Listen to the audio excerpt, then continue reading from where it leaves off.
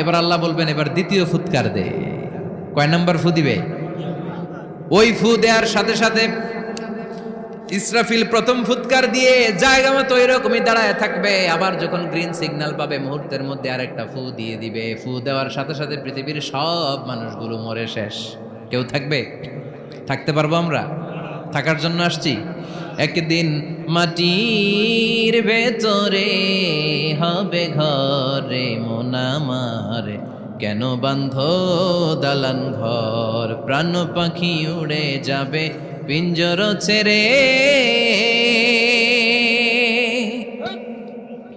ধরা ধামে সবই রবে তুমি যাবে চলে, বন্ধু বান্ধব যত মাতা পিতা দ্বারা সুত সবই হবে তোমার পরে মন আমার, কেন বান্ধ দালান ঘর, একদিন মাটির ভেতরে হবে ঘরে মন আমার, কেন বান্ধ দালান ঘর। ঠিক কিনা?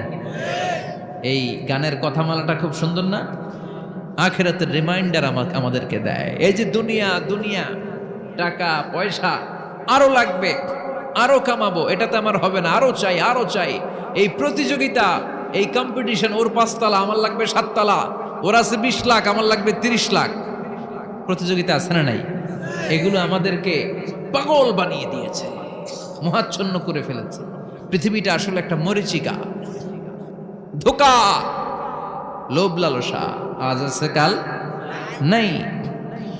2 নাম্বার ফুৎকার দেওয়ার সাথে সাথে পৃথিবীর সব শেষ। মালাকুল মউত পৃথিবীর সব মানুষের রূহ কবজ করবে।